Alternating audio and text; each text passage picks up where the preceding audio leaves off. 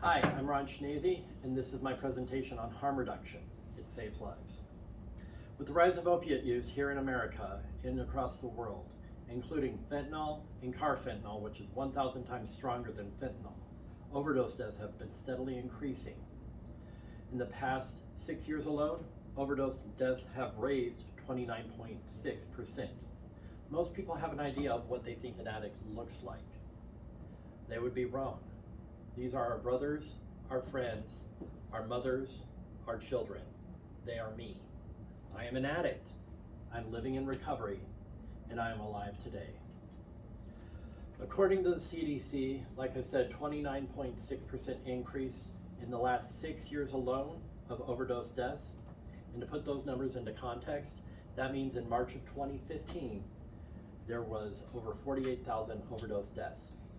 And in March of 2021, for the previously recorded 12 months, that number rose to 96,779. In 2019 alone, over 70% of all overdose deaths were opiate related.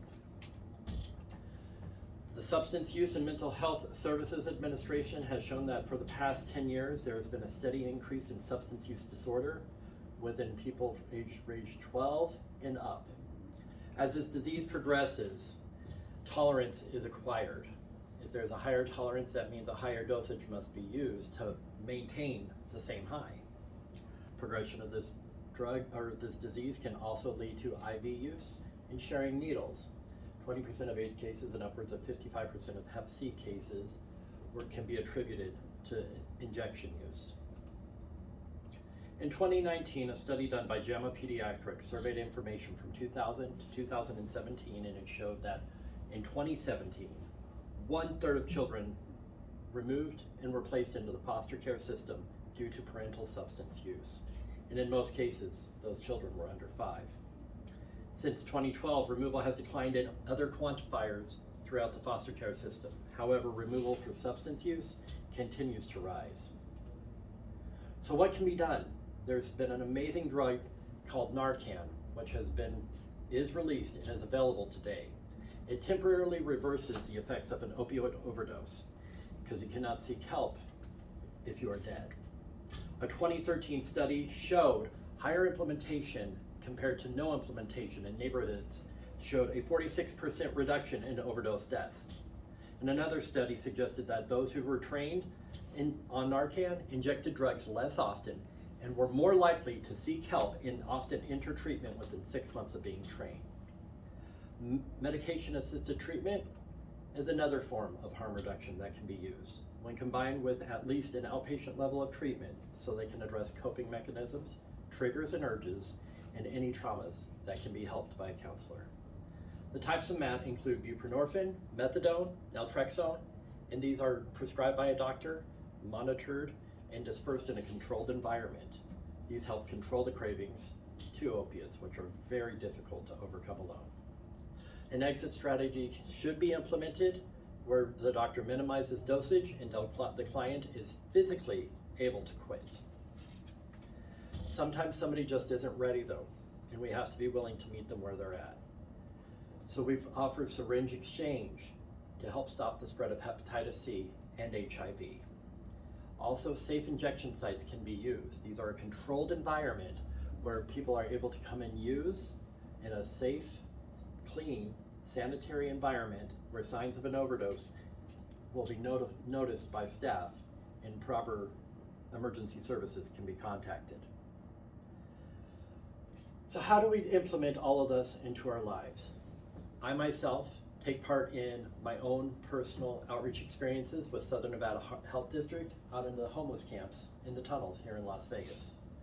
With the help of Southern Nevada Health District, Foundation for Recovery, and Track B services, we provide harm reduction at least once a month.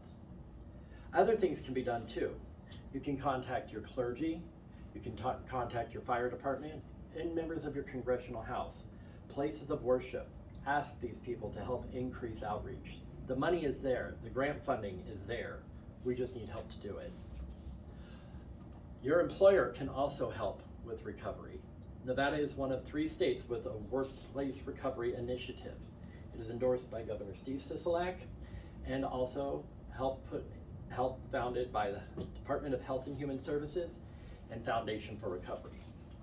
To sign up for a recovery-friendly workplace through Foundation for Recovery, it is free.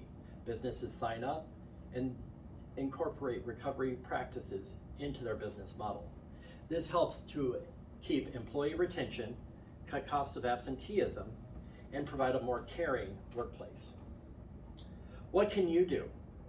It is easy. You can reach out to one of the many different recovery community organizations and ask to be trained on Narcan, on Naloxone, because you never know when you might need to save someone's life, and you can reduce stigma in your life. Substance use disorder is a recognized disease under the DSM-5, and it is treatable. Approximately 23 million Americans are currently in recovery, myself included. So in conclusion, harm reduction begins with you and me. A 2018 survey shows that about 1 in 3 American households were directly affected by substance use disorder. And when you throw in alcohol, that number increases to 1 in 2. These are our neighbors, our friends, our family. This is me. This is someone you know. This is someone you love. And it's important to remember not to lose hope. Help is available. Harm reduction saves lives.